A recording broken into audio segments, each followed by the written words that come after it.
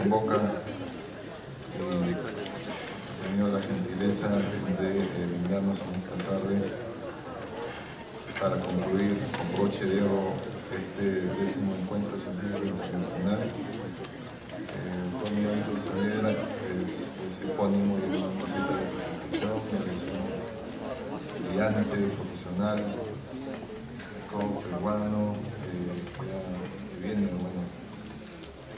la profesión, ubicado, he estudiado en varios países, en la Universidad de Japón, acá en la Universidad de Ingeniería, Chile también ha tenido un proyecto por allá, razones familiares, actualmente trabaja en Brasil. Él nos va a exponer políticas de ciencia, tecnología e innovación en Brasil. Lo recibimos con un fuerte aplauso al doctor Neanto Saavedra,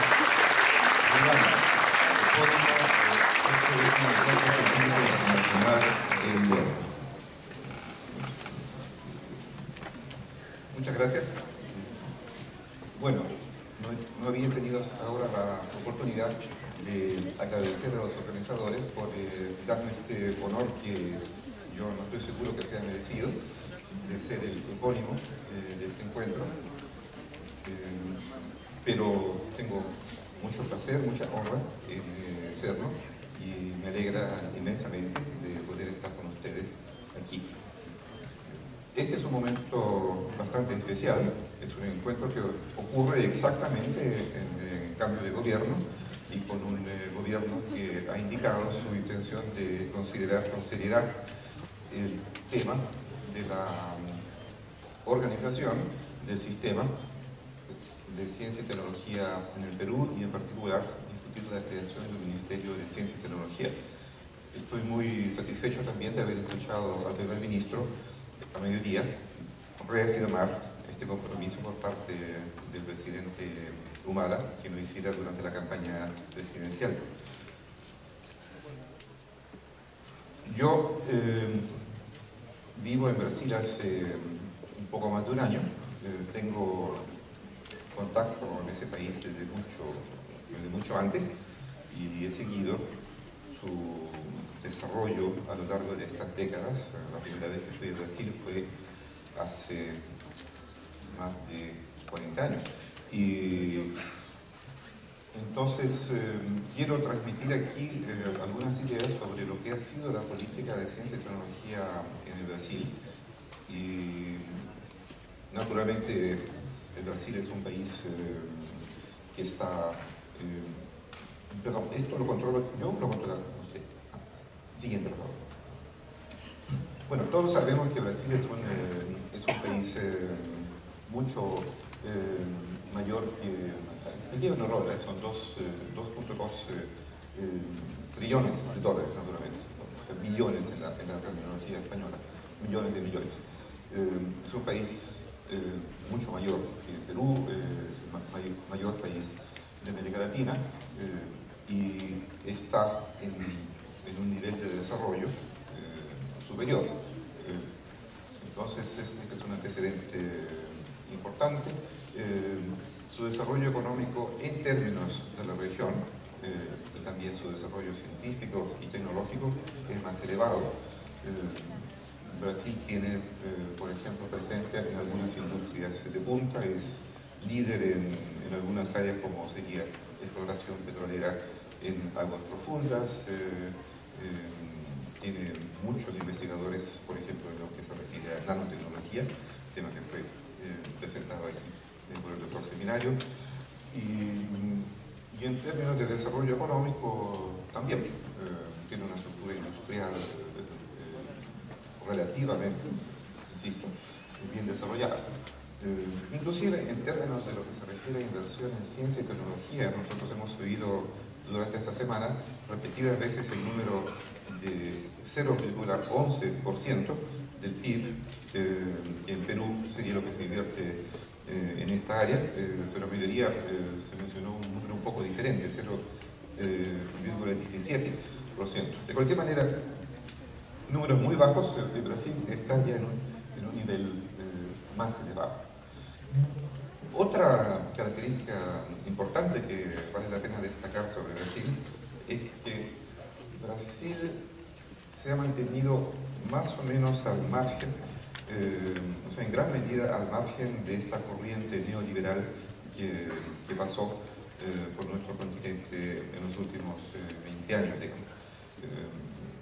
Las políticas monetarias han sido bastante heterodoxas y la presencia del Estado como conductor del desarrollo económico del país nunca ha sido puesta realmente en duda. Quizás en breves momentos durante el periodo relativamente breve de gobierno del presidente Collor, a principios de los años 90. Pero tradicionalmente podríamos decir que es un Estado desarrollista. Lo fue desde los años 50 y continúa siendo en buena medida. Entonces, las principales instituciones del sistema brasileño de ciencia y tecnología, como las vemos hoy, son, y las aquí aparecen en orden histórico, que después voy a entrar en un poco más de detalle en cada una de ellas, o en algunas de ellas. En primer lugar, el Consejo Nacional de Desarrollo Científico y Tecnológico, el CNPq. Muchos seguramente lo conocen entre ustedes. Ha habido muchos investigadores peruanos que han podido utilizar becas de investigación. El CNPq es un nombre deriva del nombre original que tuvo este consejo, que era el Consejo Nacional de Pesquisas, de Investigaciones. Este es el nombre más moderno, pero la sigla se mantuvo. Es una práctica común en Brasil. Segundo es que fue creado al mismo tiempo. Estos fueron creados, fíjense, en 1951, hace más de 50 años, los dos, tanto CNPq cuanto CAPES, de la Coordinación de Perfeccionamiento del Personal de Nivel Superior, que se refiere más a los programas de posgrado, pero que también da cierto apoyo a la investigación. Luego tenemos la financiadora de estudios y proyectos, FINEP, de la cual hablaré un poco después. El Ministerio de Ciencia y Tecnología, que naturalmente está en el centro de las atenciones visto desde Perú, y órganos que son a nivel de estados, las fundaciones estaduales de amparo a la investigación, de las cuales de lejos la más importante es la del estado de Sao Paulo, FAPES. Bueno, el CNPq fue el fruto, como todas estas organizaciones siempre, de una larga campaña por parte de científicos, por lo menos 20 años, liderada por la Academia Brasileña de Ciencias, y finalmente se creó en 1951 al nivel más alto, como un órgano vinculado a la Presidencia de la República. Y se le dio grandes atribuciones como formulador de las políticas, como ejecutor de las políticas, y realmente con grandes ambiciones. Es quizás importante notar el contexto en que eso se dio, que fue el contexto del inicio de la percepción del inicio de la era nuclear. Y se esperaba que el CNPq tuviera una participación en esto y que Brasil empezaría a convertirse en un líder en el mundo en esta área. Brasil siempre ha tenido naturalmente visiones que son compatibles con el tamaño del país, aunque no siempre ha podido ejecutarlas. No es solamente de hoy que Brasil tiene ambiciones de ser una potencia y no apenas a nivel regional. Este papel de organismo formulador y ejecutor de políticas se consolidó en 1964, inmediatamente después del golpe militar. Los militares inicialmente vieron al CNPq como que podría ser un instrumento importante en sus metas, que también eran desarrollistas. Sin embargo, de una manera progresiva, con poco este periodo, pero nunca es exactamente así, el CNPq tuvo una pérdida de influencia progresiva. Fueron surgiendo otros órganos, como por ejemplo el Banco Nacional de Desarrollo Económico, y fueron apareciendo otros personajes, inclusive personajes como individuos, que llevaron hacia sí este tipo de función y llevaron hacia el órgano en el cual ellos se encontraban. Entonces, en este periodo de unos 15 años más o menos, el CNPq perdió y finalmente en 1985 se confirmó su reducción a un rol aún muy importante de ejecutor de las políticas de ciencia y tecnología. Y ese fue el momento en que se creó el Ministerio de Ciencia y Tecnología. También, como fue en su época para el CNPq, el Ministerio de Ciencia y Tecnología fue el resultado de una campaña de movimientos de científicos en buena medida.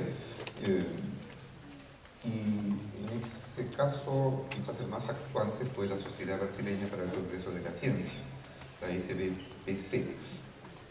Y posiblemente si el CNPq no hubiera perdido su influencia de la forma como perdió, influencia que fue a dar a los lugares más variados, como el Ministerio de Planificación, el Ministerio de Educación, a veces el Ministerio de Hacienda, dependiendo de dónde se encontraba el hombre fuerte del momento, quizás no hubiera habido tanta presión para la creación del Ministerio de Ciencia y Tecnología. Podríamos interpretar que lo que ocurrió es que la imagen del CNPq se desgastó y en vez de tratar de luchar por una recuperación del poder que el CNPq tuvo originalmente, se luchó por la creación de un nuevo órgano a nivel ministerial, que fue el Ministerio de Ciencia y Tecnología. Y en el caso de Brasil, diferentemente de Perú, creación de ministerios es mucho más simple. El Ministerio de Ciencia y Tecnología fue creado en el primer día de gobierno del presidente Sarney, José Sarney. Eso fue en marzo de 1985. En realidad, él no debía haber sido presidente, hubiera sido Tancredo Neves, pero como posiblemente algunos recuerden, Tancredo Neves fue internado al hospital en la víspera de su pose de presidente electo y asumió el poder Sarney, quien hasta pocas semanas antes había sido el principal aliado político del gobierno militar y se había pasado a la oposición de una manera muy oportuna y conveniente. Aún así, él acogió esta campaña y creó un decreto en el primer día de gobierno del Ministerio de Ciencia y Tecnología. Siguiente. Ahora, es interesante ver que durante los primeros años el Ministerio de Ciencia y Tecnología tuvo una vida muy perturbada. Esto ni siquiera Modesto lo sabía, yo le conté. El Ministerio de Ciencia y Tecnología fue creado 3 veces.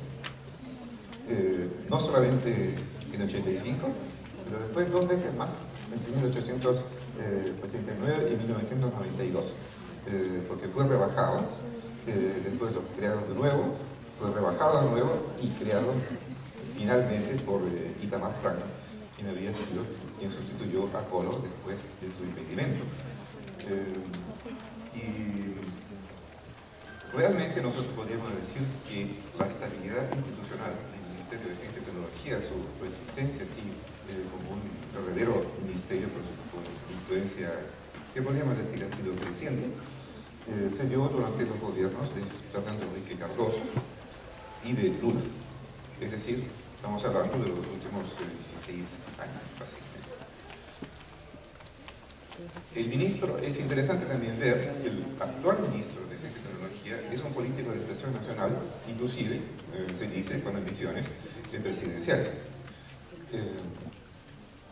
Esto da yo creo, una señal sobre el papel que empieza a tener el tema de ciencia y tecnología en el contexto de las discusiones de políticas públicas, a tal punto que alguien que está pensando en ser, bueno, que fue ya líder, por ejemplo, del gobierno en la Cámara de Diputados y que tiene ambiciones de esa naturaleza, acepta el cargo de ministro de Ciencia y Tecnología. Eso no es un premio de consuelo, es un cargo considerado importante. Aquí vemos que, bueno, uno de los logros importantes y menciono esto porque está en los programas que han sido discutidos aquí, es la creación de la carrera de investigador en 1993. Esta fue una creación por ley federal y que regula las carreras no solamente de investigador, sino también de técnico y de tecnólogo, y también de técnico en gestión de ciencia y tecnología. Son 3 carreras que se regulan en esa ley, pero referidas naturalmente al ámbito de los poderes públicos, pero que cubre bastante, cubre por ejemplo todos los institutos del CNPq, y es un buen número de personas que son cubiertas.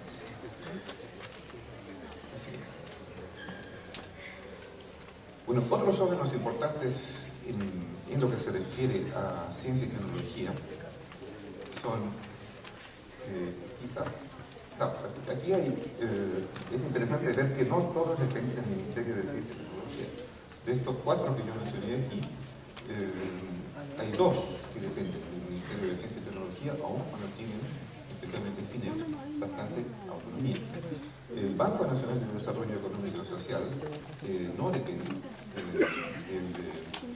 del Ministerio de Ciencia y Tecnología, depende más bien del Ministerio de Hacienda, aun cuando tiene una gran autonomía. En realidad, el BNDES, se comenta mucho, es una potencia dentro del gobierno y maneja presupuestos que son fabulosos. Y ellos también tienen interés en dar su opinión e intervenir en lo que es las políticas, especialmente de innovación. Innovación en los últimos años ha adquirido una importancia grande dentro de las políticas de gobierno. Hay un precedente porque en 1964 el Banco Nacional de Desarrollo Económico, en esa época no tenía social el título, creó el Fondo Tecnológico, FUNTEC, que después desapareció, pero continúan entonces teniendo sus programas más o menos autónomos, independientes del MST en ciencia y tecnología. FINEP es un órgano que también hay mucha duplicación entre las actividades de FINEP, financiadora de estudios y proyectos, con actividades desarrolladas por el Ministerio de Ciencia y Tecnología a través del CNPq. A veces no está muy claro quién es el que está a cargo de un determinado programa. CAPES, lo pongo aquí porque también da apoyo a la investigación en ciencia, especialmente becas, apoyo para participación en congresos, y depende más bien del Ministerio de Educación, no del Ministerio de Ciencia y Tecnología. Y finalmente, el Centro de Gestión y Estudios Estratégicos es un think tank, es un patrón mucho menor que los otros. Este sí es nominalmente independiente, aunque en la práctica depende del Ministerio de Ciencia y Tecnología. Es muy reciente, hace investigación sobre los temas de políticas científicas y tecnológicas y está empezando a hacer labores de evaluación también, que son muy importantes, como sabemos en esta área.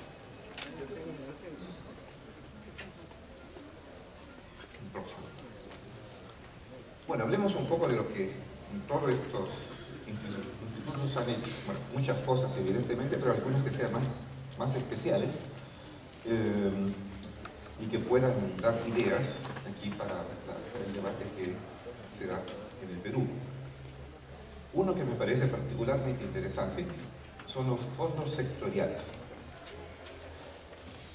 porque al final estas instituciones van a administrar fondos o grandes programas para financiar la inversión en ciencia y tecnología. El Fondo Nacional de Desarrollo Científico y Tecnológico fue creado en 1969, inspirado en el FUNTEC que mencioné antes, que era administrado por el Banco Nacional de Desarrollo Económico, y empezó a ser administrado por FINEP desde 1971. Constituyó una tentativa de sistematizar la asignación de recursos para proyectos en ciencia y tecnología. Pero fue una experiencia de relativo poco éxito, porque se vio que el dinero asignado a este fondo dependía mucho de los vaivenes de las discusiones presupuestarias generales, no había nada garantizado. Y las prioridades, por lo menos en esa época, no eran orientadas hacia ciencia y tecnología. Entonces, muchas veces estos fondos eran muy pequeños. En aquella época, inclusive hasta los inicios de los años 90, si miramos la proporción del PIB que Brasil dedicaba a ciencia y tecnología, era del orden de entre 0.4 y 0.6% del PIB. Y fluctuaba mucho. Inclusive en momentos de crisis podría ocurrir que proyectos ya aprobados no recibieran recursos. Con esta experiencia se creó, empezaron a crearse los llamados fondos sectoriales, cuya característica fundamental era que la asignación de recursos a esos fondos estaba definida por una fórmula que dependía de la recaudación del gobierno. Por ejemplo, decía 0.1% de la recaudación en determinado año. Entonces, por ley, porque cada uno de estos fondos fue reglamentado por ley, esos fondos iban, estos recursos iban para aquellos fondos. El primero fue el que se dedicó al sector de petróleo y gas. Se fue creado en 1998 y es una fórmula, en este caso, que se refiere a los royalties que se derivan de la producción de petróleo y de gas. Un valor, un número, está puesto aquí. A partir de ahí, desde el 2001 en adelante, pero en poco tiempo, se creó un total de 15 fondos sectoriales que están aquí. Estas son sus CT, que significa Comisión Técnica. Esas son las siglas por las cuales se conocen estos fondos sectoriales. Aeronáutica, se fijan que hay uno con agua y otro con hidro. No es una repetición, el de hidro tiene que ver con energía hidroeléctrica, pero agua con transporte, agua viario. Y espacial, infraestructura, mineral, salud, etc. El Fondo Verde y Amarillo, que son los colores de la bandera de Brasil, es para incentivar el desarrollo tecnológico a nivel de empresas. Entonces será para el desarrollo empresarial. Estos son los... bueno, esto sería una breve idea sobre los fondos sectoriales. Segundo ejemplo de acciones importantes, un ejemplo interesante, es el programa INCT, el programa Institutos Nacionales de Ciencia y Tecnología. Es muy reciente, empezó hace 3 años y es un programa del Ministerio de Ciencia y Tecnología, es administrado por el CNPq y fíjense, hay ya 123 de estos institutos. Es un número muy considerable, pero básicamente son institutos virtuales. No es que tengan un edificio bonito con un parque de estacionamiento para centenas de automóviles. En general tiene un líder en un instituto bien conocido, por ejemplo, la Universidad de Sao Paulo, la Universidad de Campinas, Pontificia Universidad Católica, la Universidad de Brasilia. Están concentrados en la región centro-oeste de Brasil, naturalmente, pero hay algunas regiones norte, noreste. Y además de ese líder, hay una red de investigadores que están en otras instituciones, incluyendo la misma, e inclusive pueden estar en el exterior. Es posible que aquí haya alguien que esté afiliado a alguno de esos institutos. Roberto, creo que está afiliado con uno de ellos en Río de Janeiro. Las áreas, bueno, toda la gama de áreas científicas, nanotecnología, física de altas energías, etc. Pero también hay áreas que tienen que ver con agricultura, con ecología e inclusive hasta con ciencias sociales. Algunos pocos, ¿no? Unos 4 o 5. Se ha iniciado muy recientemente un proceso de evaluación de este programa INCT, lo cual es interesante porque idealmente la evaluación debería estar integrada con la implementación e inclusive con la formulación de programas de inversión y desarrollo científico y tecnológico.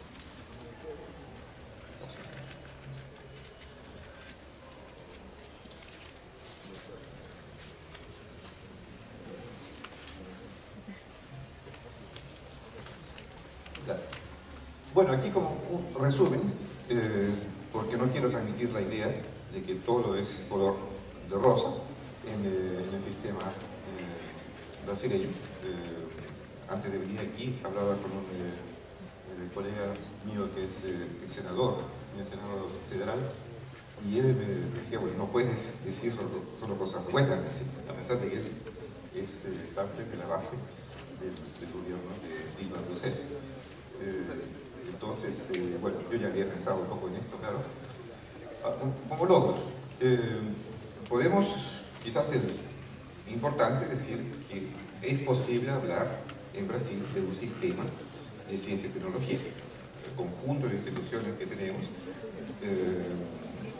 realmente conforman un sistema digno de ese nombre. Entonces hay todo un aparato de gobierno a través del cual se pueden formar políticas y que de manera consciente se decide qué y cómo se usan los recursos públicos en esta área. Esto es un logro considerable. Algo que se puede observar es la progresión que en los últimos 20 años, en realidad 1991 fue uno de los puntos más bajos, que había sido más alto antes, pero la proporción del PIB en inversión en ciencia y tecnología pasó de 0,34 para 1,2. Bueno, es interesante ver que todo esto, esfuerzos más o menos sostenidos a partir de 1992-94, llevaron a este crecimiento. Fíjense, es importante para poner en contexto metas que uno podría plantearse en el caso de Perú, de pasar, por ejemplo, de 0,11 o 0,17 a más de 1%, quizás no es tan fácil, ¿no? Ahora, tercer logro es que toda esta actividad ha llevado al hecho de que el papel de la innovación, de la ciencia y tecnología, empieza ya a ser reconocido a un nivel social. Ahora, falta mucho por hacer. El desafío que yo coloco aquí es una situación que es muy común en toda América Latina, que es la relación entre el mundo académico y el mundo de la industria aún muy poco desarrollada.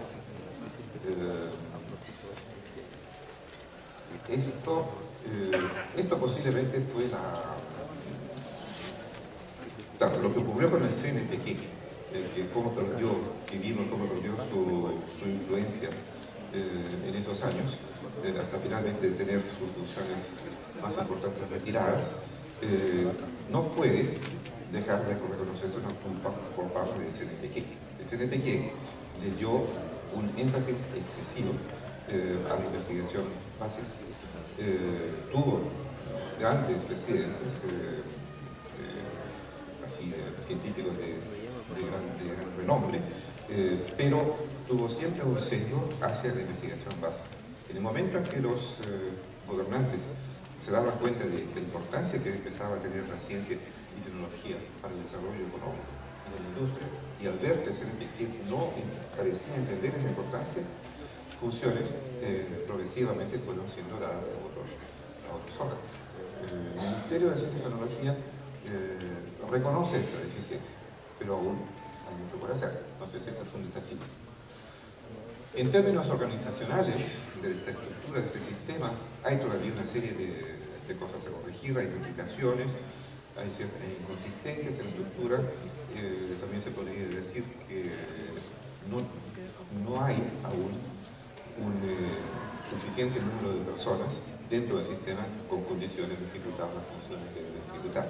Hay muchas personas que trabajan en eso, pero realmente no conocen bien el tema, no tienen la calidad de buenos administradores en ciencia y tecnología. Esto también es algo necesario para cualquier país. La planificación en ciencia y tecnología todavía carece de consistencia, si bien clara. Tiene consistencia, pero no tanta. Pero sobre todo, no hay, esto no es culpa no solamente de los planificadores en ciencia y tecnología, sino de quienes tienen la visión general. No hay una integración clara entre los objetivos en ciencia y tecnología y los objetivos, por ejemplo, en desarrollo económico y social, en desarrollo industrial. Esto no está aún, no se Y bueno, finalmente el sistema de evaluación es aún incipiente. La evaluación es muy importante porque no solamente permite permite disminuir el despilfarro, la pérdida de recursos por ineficiencias, sino también permite obtener apoyo político a las tareas en ciencia y tecnología. Si los gobernantes no pueden transmitir para el público, demostrarles que el dinero invertido en ciencia y tecnología está teniendo frutos para el bienestar del país, va a ser difícil obtener apoyo político para esos programas.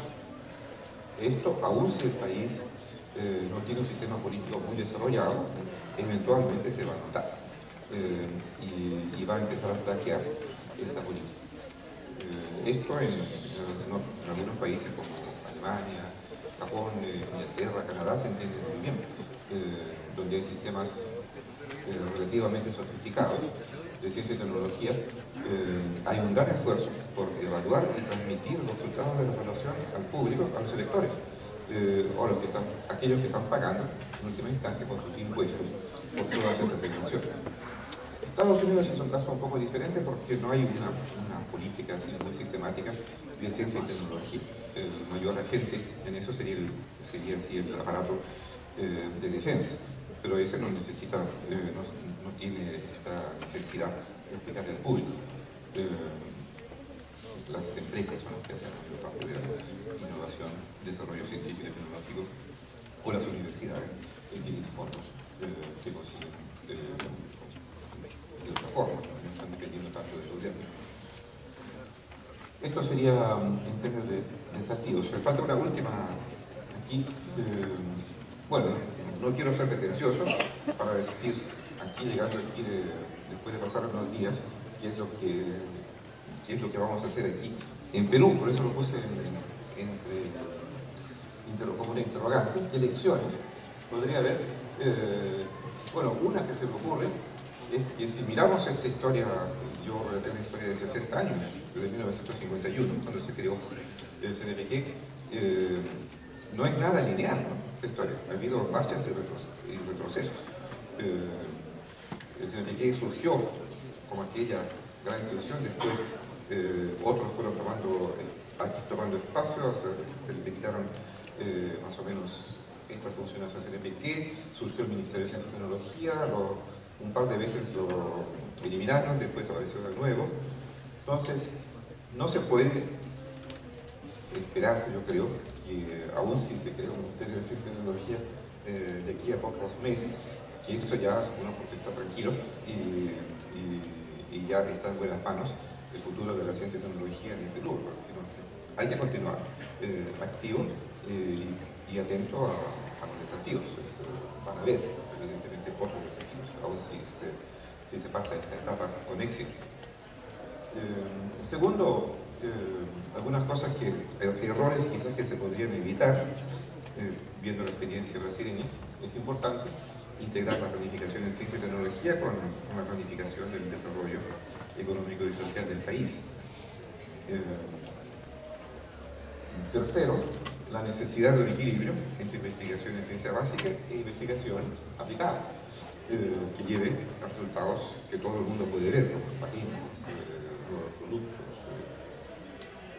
Finalmente, esto yo creo que es una lección interesante de los fondos sectoriales, es la importancia de establecer fuentes garantizadas de financiamiento para las inversiones en ciencia y tecnología. En el caso de Perú, inmediatamente uno piensa en los recursos que vienen de la riqueza mineral. Y bueno, con esto terminaría mi intervención. Muchas gracias.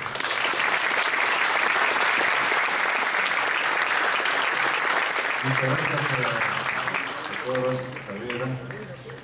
Queremos entregarle este pequeño simbólico diploma de su presentación acá y por habernos honrado como